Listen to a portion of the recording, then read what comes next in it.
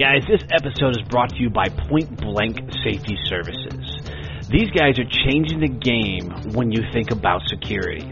They are using active duty officers on their off-duty time. Not only giving these officers an additional income, because we all know police officers just aren't paid that well, but they're giving them an off-duty income and using the highest caliber of people to secure our highways, our buildings, and bridges. Check them out at pointblanksafety.com.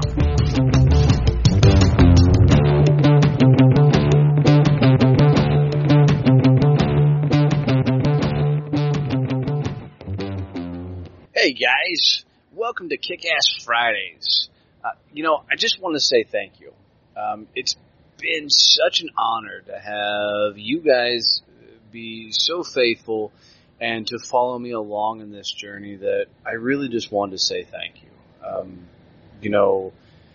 I really had no idea how much I was going to enjoy podcasting when I got into it, but it's just become an absolute blast. And these Friday episodes, Kick-Ass Fridays, have just been fun to put out there and share my story along my journey. So thanks for tuning in. Your comments and emails and things you guys send me just mean the world to me. Your reviews that I've gotten have just been awesome. So thank you. All right, on with the show. So in this week's episode, we're going to talk about ownership and how I've learned what ownership is, and sometimes the hard way. And how I've learned to take a better accountability and ownership for my life, my business, my career, and for what I do. So sit back, enjoy. Don't close your eyes if you're driving. I don't want you to wreck off the road and blow something up. If you're sitting at home watching this, put your feet up. If it's in evening time, grab a cocktail. Let's enjoy the ride. So ownership. What is it? I got to admit that the word ownership never really came into play until years back. I read a book by Jocko Willings called Extreme Ownership. And it's a fascinating read. But listening to Jocko and another Navy SEAL tell their story about their missions and things that they went on and the battles they were in, and then how it correlated over to business and taking ownership over everything in your life was pretty impressive. And that was probably the first time I ever heard the word ownership really used in a context that I could apply to my life. The interesting thing is I'm sure Jocko explained in the book, what ownership means. But it's taken me years, even since reading that book, to embrace ownership. And how ownership really is impacting my life on a daily basis. The best way I can give you a definition for ownership is simply this. Is it comes with this phrase. And the phrase is, it's all my fault. And that's the way I really have begun to look at life. Is everything is my fault. Everything is my responsibility. If my company is great and doing well, then that's my fault. If my company sucks, if my life sucks, if my world sucks, my marriage sucks, it's my fault too. See, I think the world's selfish by nature. And I think we're all a little vain and waiting for the world to deliver everything we want whenever we want it. And the unfortunate thing is the world doesn't work that way. Nobody's going to hand it to you. Right? Nobody's going to give you the world you're looking for. You've got to go through it, and you've got to take ownership of the success and failure as it's your fault. And the amazing thing is that when you start taking ownership your world starts getting a little bit easier. I mean, I'm not saying you're not going to fight. You're still going to push through it. But things start moving in your direction because you stop using excuses. Think about it this way. This was a really good analogy that I thought about is, what's the difference between renting a car and owning a car? And when I thought about this, I had to laugh. You know, when you rent a car, you don't give a shit about it, right? You don't care. You drive it faster than you should. You brake it harder than you should. You take it around corners. I mean, you guys know, you get a rental car, you try and beat the peer-living shit out of that thing, right? And it's because it's not yours. Now flip it. If you own a car, you treat it with a lot more respect, right? You're doing the speed limits. You're not taking corners too fast. You're being extra careful not to ding into things. You're not driving it like a go-kart. You know, you're just taking responsibility for that vehicle.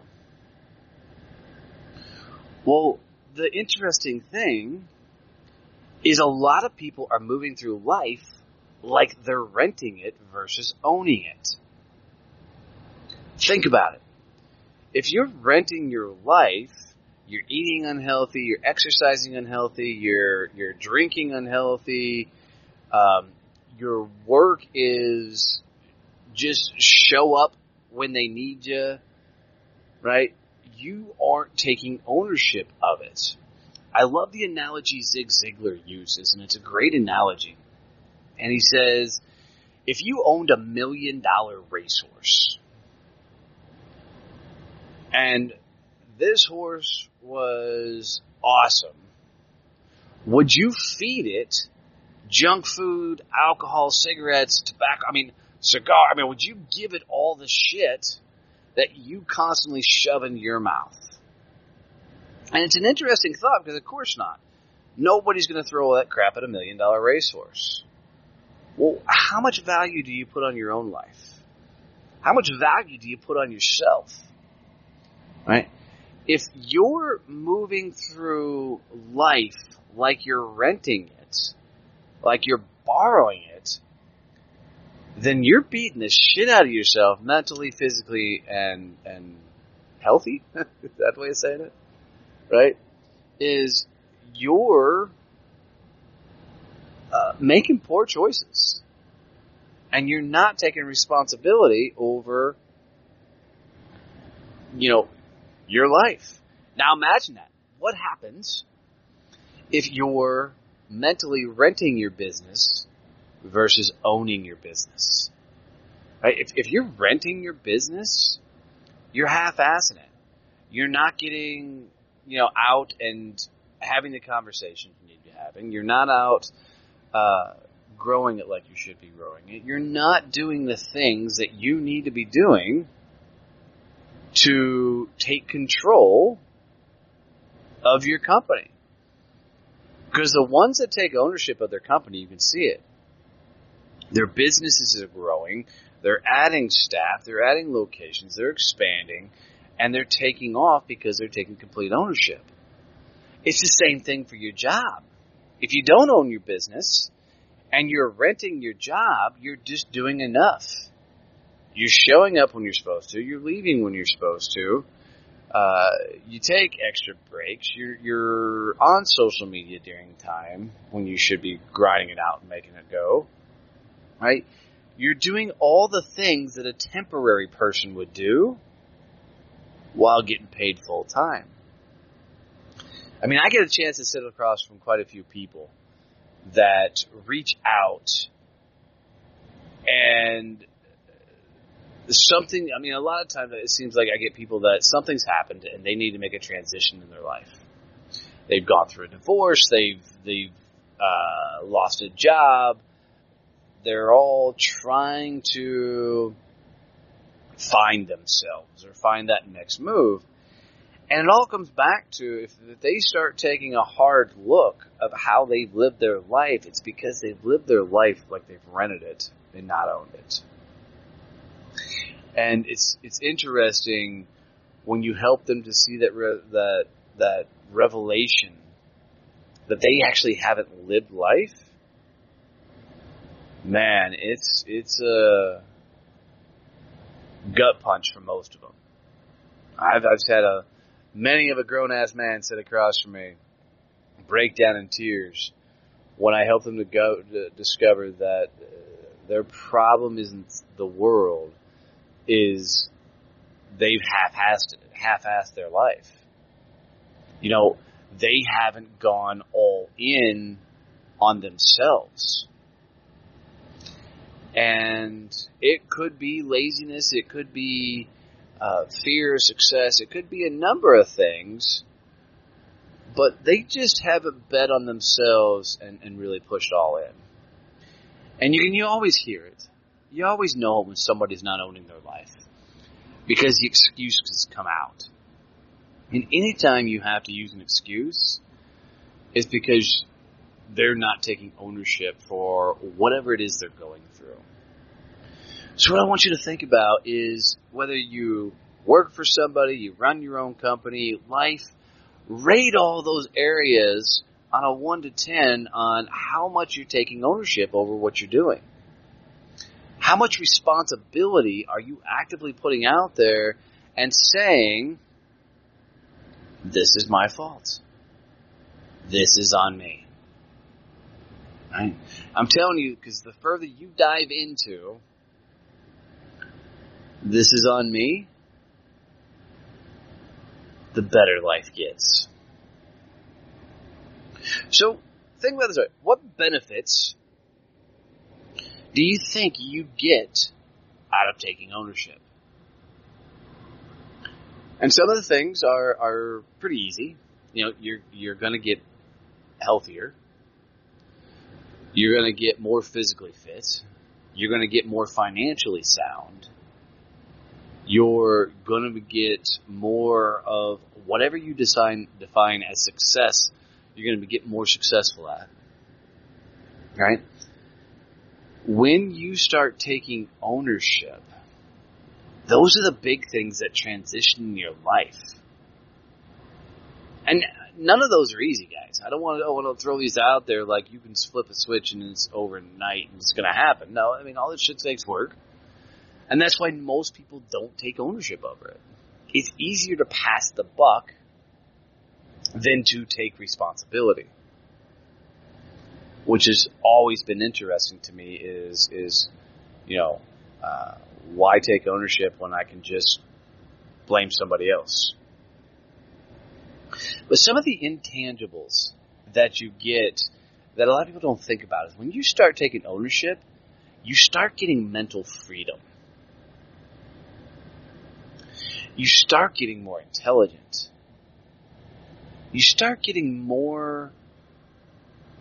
Decision-making was the word I was going to use, but you learn to make decisions better. And you make better decisions. And the reason being is you start looking internally for the answers versus externally. And you start flexing muscles you haven't used. Because when you start owning your life, you have no choice but to look inside.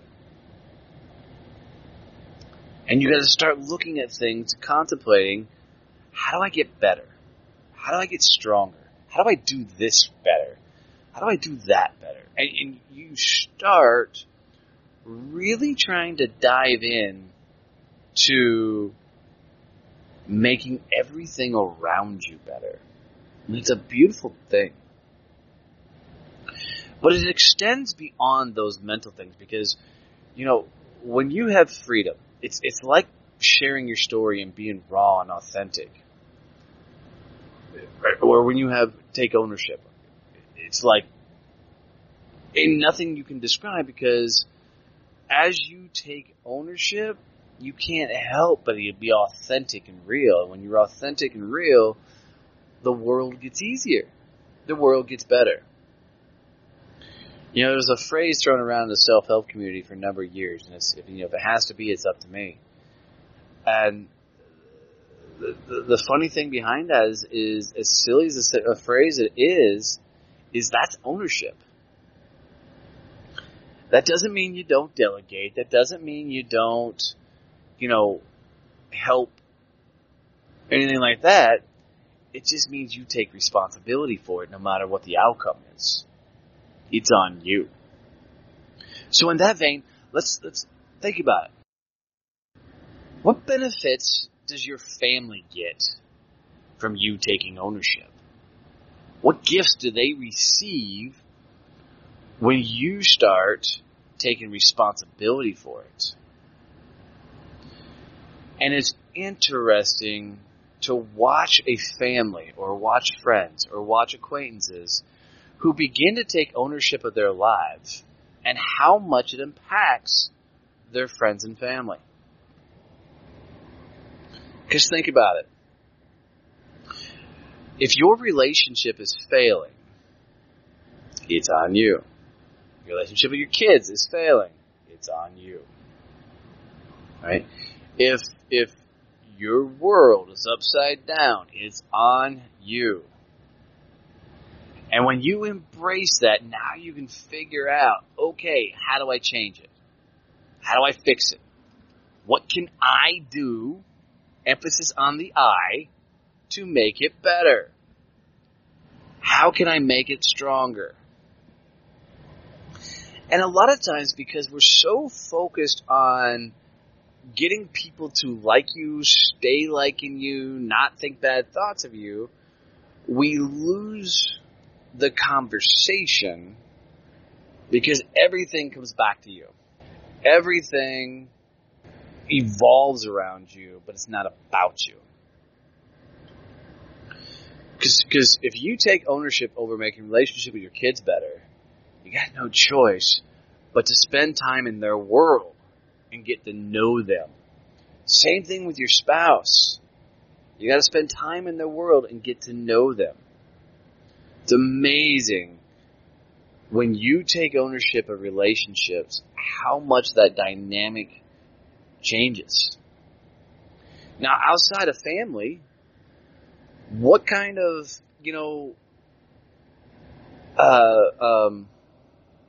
benefits do your customers get when you take ownership?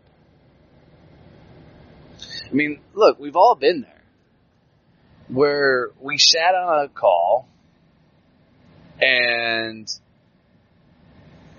the customer service person had no authority, no ability to do anything, and were miserable, hated their job. We left the phone conversation horrible. I mean, the other day I went to the post office. And I'm in the post office, not just buying stamps. I was sending out my thank you stickers for everybody. And as I'm purchasing these stamps, there's a guy behind the counter. And you just know he's miserable. You know he hates his life. Because he's grumpy. I mean, this dude was probably in his young 40s. And everything was just antisocial with the guy. Now, me being me, and the sweet, kind, loving person that I am, said no one ever, as I got up to the counter and I ordered my stamps, I asked a question. I said, how do they come? Because it's been a while since I bought stamps. And he said, well, how many do you want? And I said, well, how do they come? He goes, well, here's 10. I said, will they all come like this? He goes, well, I can sell you a roll of 100 for $50. I said, no, just how do they typically come so I can tell you what I need? And he goes, well, what do you need? I said, fine, I need 30 stamps. And so he pulled out these 2 books of stamps. And I looked at him and I said, dude, smile. Life is not that bad. And his response was, you stand here for 8 hours a day and work. And my response is, go get a job you freaking love and quit being miserable, making all of us miserable because you fucking hate your job. And you could tell he really wanted to say something more, but you could also tell he didn't want to lose that job. And I wasn't trying to be a jerk to the guy, but the simple matter is take ownership of your happiness.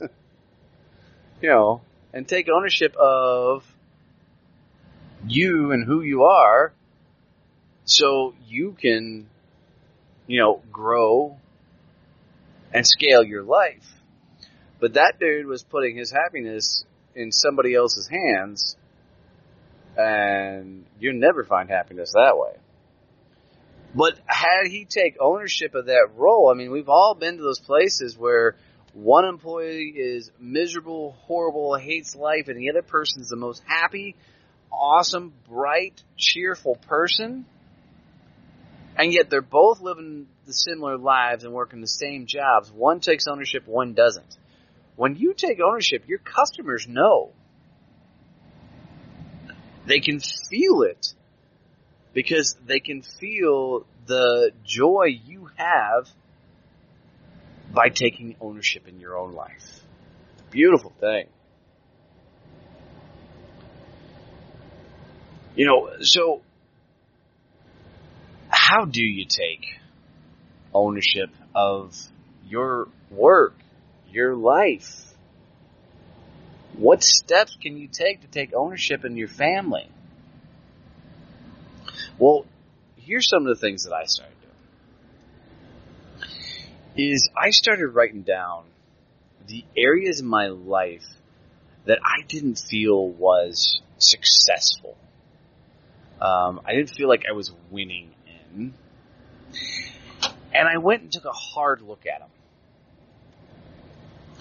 An interesting thing for me to find is as I look back over all my journey and all of my times, is the times in my life when I wasn't on top and doing things that I was proud of, or doing things that were accelerating my life, were all times I wasn't taking ownership.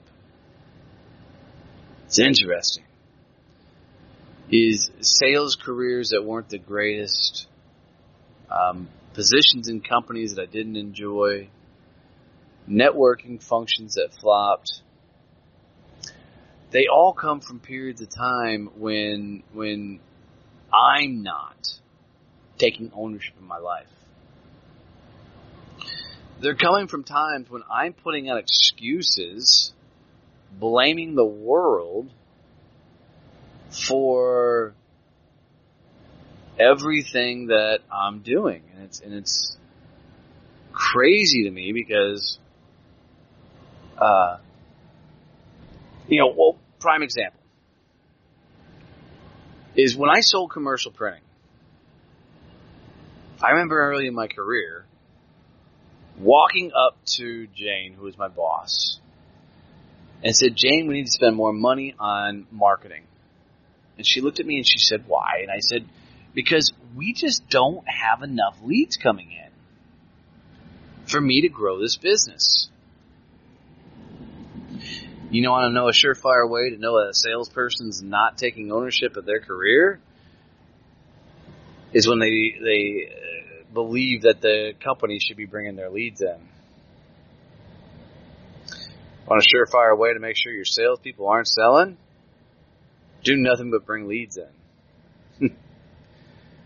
But it was my belief that the company should be providing me with leads and prospects to grow my business. But that's not what they hired me for. They hired me to be a sales guy.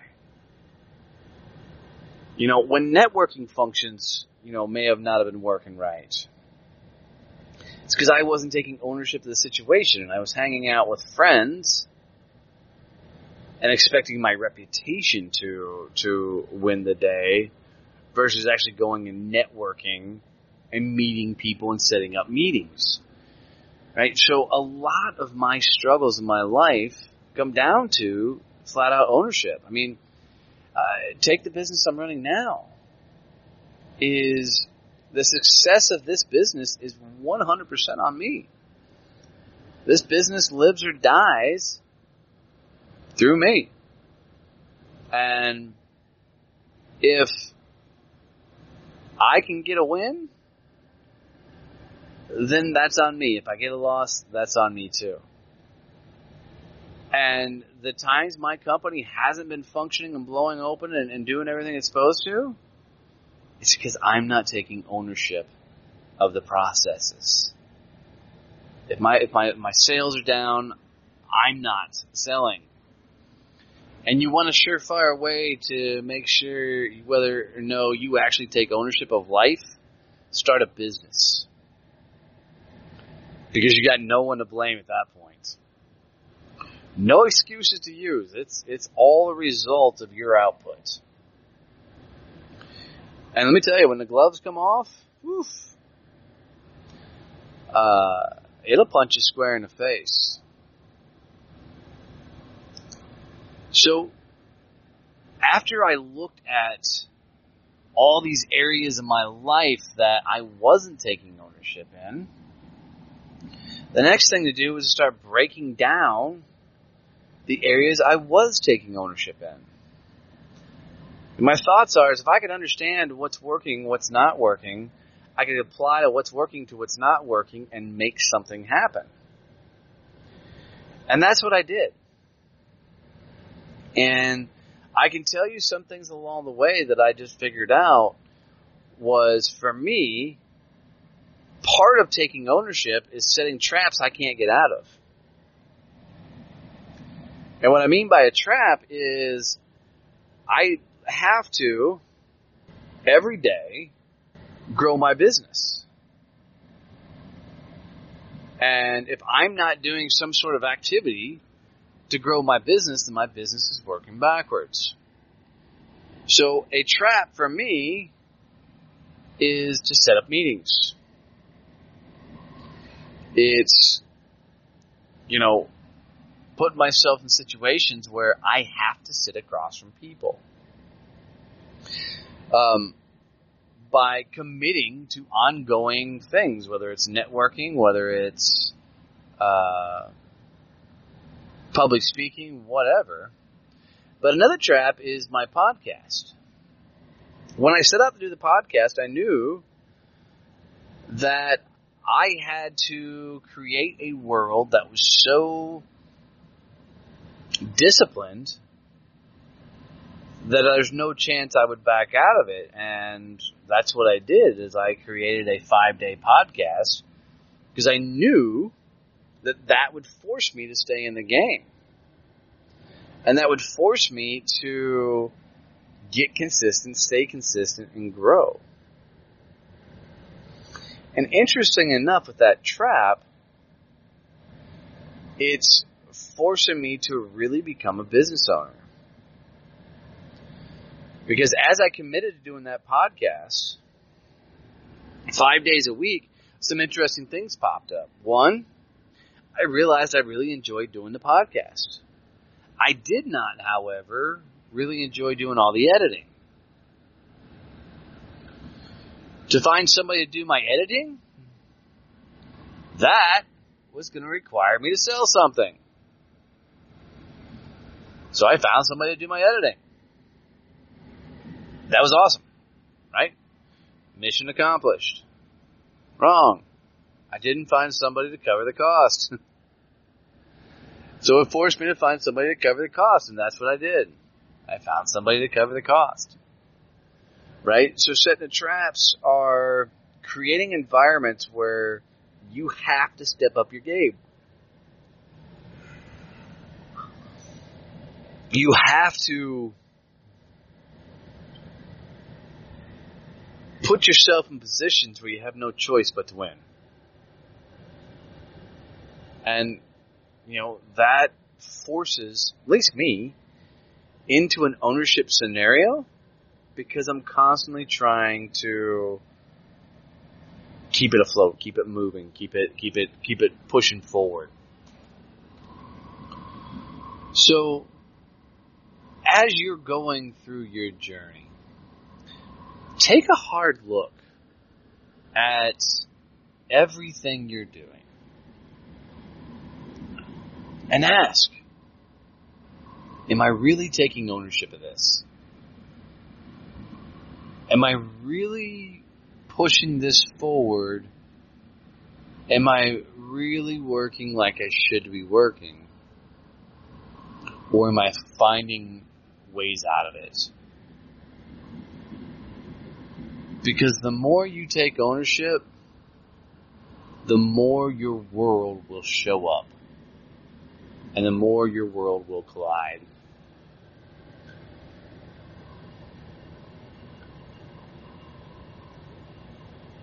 I love this thought process on ownership. Because people love excuses. It's easier to blame somebody else for your screw-ups and failures. Because in your mind, you'll save face. And what you do is you lose a learning experience.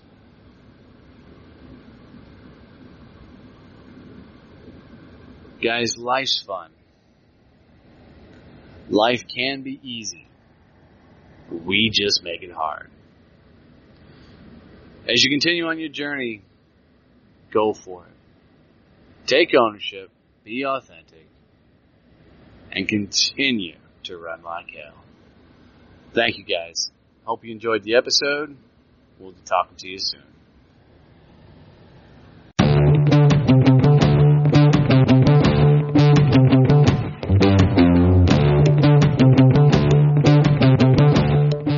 Wow, that was a fun episode, guys. I really enjoyed making it. Do me a favor. Please check out our sponsor, Point Blank Safety Services, and their nonprofit Blue Family Fund. These guys are supporting the show and the content I'm putting out, and it means the world to me. Also, if you guys could do me the solid of going on iTunes, reviewing, going on wherever you listen and writing a review, share this post out with your social media outlets, and help me spread the word about this. And only do this if you're really enjoying the show. It'll help me out tremendously. Stay tuned in, guys, because I got some really cool episodes coming up, some phenomenal guests and their stories. If you ever have a topic you'd like me to talk about on Kick-Ass Fridays, feel free to send me a message. Reach out and say hello. Otherwise, guys, I love you. Thanks for listening, and keep kicking ass.